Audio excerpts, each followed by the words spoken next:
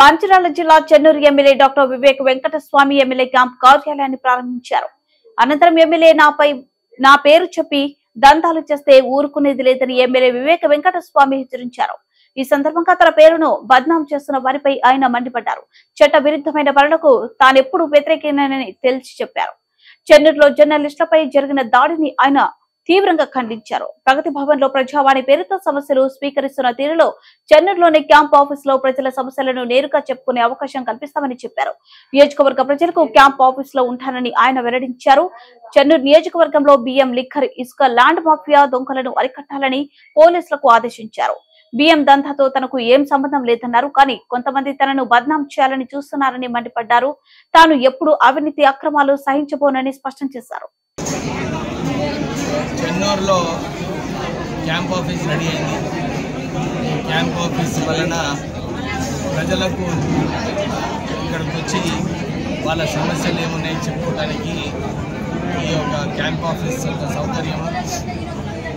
రేవంత్ రెడ్డి గారు ప్రగతి భవన్ని ఏదైతే ఇనుప కంచెల్లో ఉండేనో దాన్ని కూలగొట్టి ప్రజలకు ప్రజాపాలన అని చెప్పి ప్రజలకు ఏదైతే అక్కడ వెళ్ళి వాళ్ళ సమస్యలు చెప్పుకోవడానికి ఏదైతే ఫెసిలిటీ ఇచ్చినారో ఈ చెన్నూరులో కూడా ఈ క్యాంప్ ఆఫీస్ ద్వారా ఎవరికైతే ఏమైనా సమస్యలు ఉంటే వాళ్ళు చెప్పుకునే పరిస్థితులు ఇక్కడ ఉంటాయి.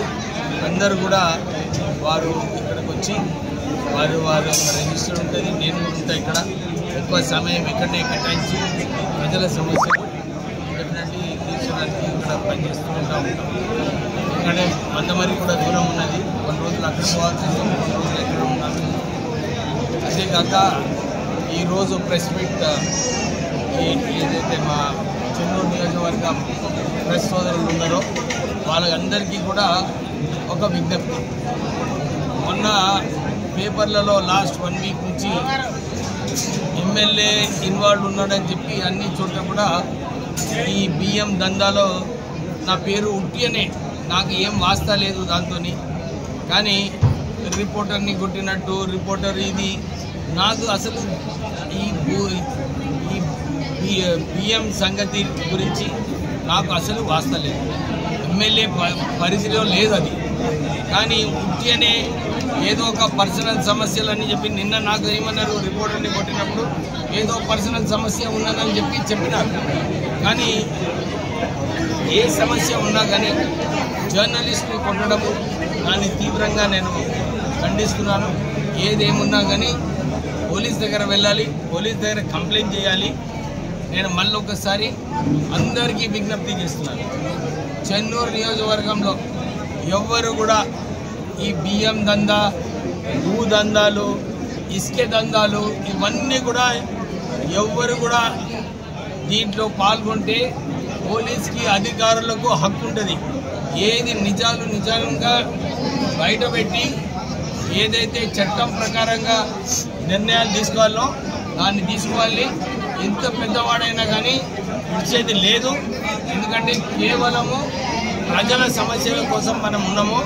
ఇక్కడ వాళ్ళు ఏదన్నా తప్పుదారిలో ఉంటే అధికారుల బాధ్యత, వాళ్ళని అది సరిదిద్దే బాధ్యత అధికారులది. అధికారులకు ఇలాంటి సమస్యల మీద బియ్యం దందా, భూ దందా, ఇసుక దందాలో ఎవ్వరు కూడా ఉండరు. మా తరఫు నుంచి ఎవ్వరు మా పేరు వాడుకున్నా కానీ వారిని ఆ మాటలు వినొద్దని. ఎందుకంటే నిన్న కూడా ఎవరో ఫోన్ చేస్తున్నారు ఏడీ ఆఫీస్ నుంచి, ఇందారంలో మరి మీ పేరు చెప్పుకొని ఇసుక, నేను ఎవ్వరికి కూడా ఇసుక తీసుకెళ్ళమని చెప్పి ఎవరికి ఫోన్ చేయలేదు. కేవలం ఈజీఎస్ వర్క్స్ ఏదైతే ఉన్నాయో ప్రభుత్వంకి చెందిన పనులు ఉన్నాయో ఈజీఎస్ వర్క్స్ ఎవరైనా సొంత ఇల్లు కట్టుకుంటే వాళ్ళకు అఫీషియల్గా పర్మిషన్ ఇచ్చి మీరు ఇసుక ఇవ్వాలి. ఇక తక్కిన అన్నీ కూడా ఏ లారీ పోయినా కానీ మళ్ళొకసారి పోలీస్కి స్ట్రిక్ట్ వార్నింగ్ చెప్తున్నాను. కేవలము ట్యాక్స్ పేడ్ లారీ ఉంటేనే మీరు వారి రవాణా చేయనియండి. ఇతర బండ్లు ఏమైనా ఉంటే సీజ్ చేసి వాళ్ళ మీద సరైన కేసులు పెట్టాలని చెప్పి నేను మీ అందరికీ ఇన్స్ట్రక్ట్ చేస్తున్నాను. అట్లనే ఎవ్వరు కూడా ఈ భూదందాలలో కూడా నా పేరు ఎవరు కూడా వాడుకోవద్దు. నేను మళ్ళీ ఒకసారి చెప్తున్నాను, భూ దందాలలో, బియ్యం దందాలు, ఇసుక దందాలలో చట్టం ప్రకారంగా అధికారులు నిర్ణయాలు తీసుకోవాలని చెప్పి వారికి ఆదేశాలు ఇవ్వడం జరుగుతుంది. ఇదైతే ఒక షో